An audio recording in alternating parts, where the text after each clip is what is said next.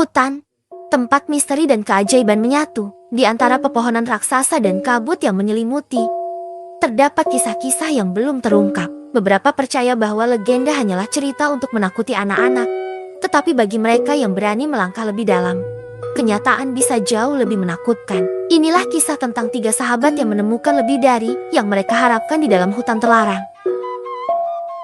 Angin berbisik di antara pepohonan raksasa ketika Arya dan teman-temannya melangkah masuk ke dalam hutan terlarang. Mereka telah lama mendengar legenda tentang hutan ini. Konon, siapapun yang masuk ke dalamnya tidak akan pernah kembali. Namun, rasa penasaran mereka lebih kuat daripada ketakutan. "Kalian yakin ingin melanjutkan?" tanya Rina, satu-satunya yang tampak ragu. Kita hanya akan melihat-lihat, lagi pula tidak ada bukti bahwa legenda itu benar, jawab Arya sambil tersenyum percaya diri. Mereka bertiga, Arya, Rina, dan Bima terus berjalan melewati semak-semak lebat. Cahaya matahari semakin redup, tertahan oleh kanopi pohon yang menjulang tinggi. Suasana hutan begitu sunyi hingga mereka bisa mendengar suara langkah kaki mereka sendiri. Tiba-tiba, mereka melihat sebuah batu besar dengan ukiran aneh di atasnya. Rina berjongkok dan menyentuh ukiran itu.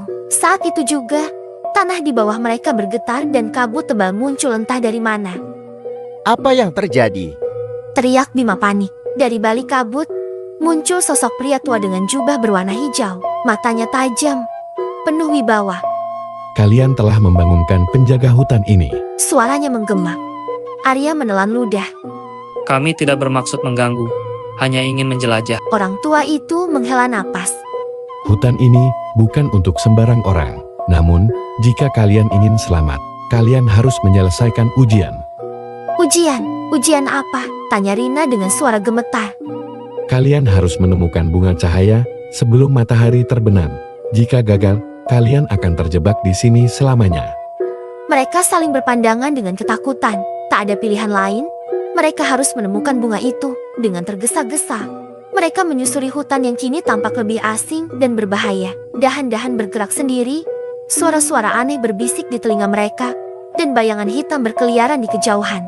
Setelah perjalanan yang terasa seperti sahabat, mereka tiba di sebuah danau kecil yang airnya bercahaya kebiruan. Di tengah danau itu, tumbuhlah bunga cahaya dengan kelopak yang berkilauan. Bagaimana kita bisa mengambilnya? Gumam Bima. Arya berpikir sejenak, lalu melemparkan batu ke dalam air. Danau itu ternyata dangkal.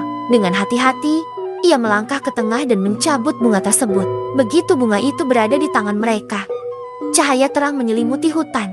Sosok pria tua itu kembali muncul, kali ini dengan senyuman.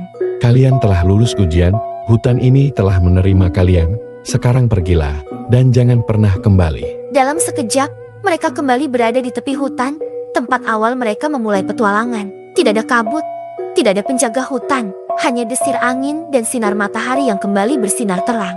Mereka saling berpandangan, menyadari bahwa legenda tentang hutan terlarang bukan hanya sekadar cerita belaka.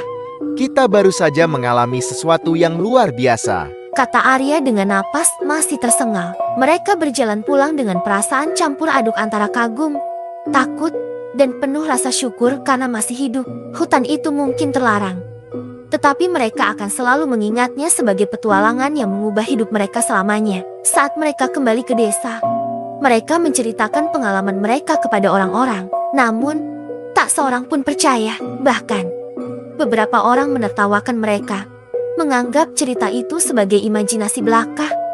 Kalian pasti hanya tersesat di hutan dan berhalusinasi, kata salah satu warga desa. Namun, keesokan harinya, kejadian aneh mulai terjadi.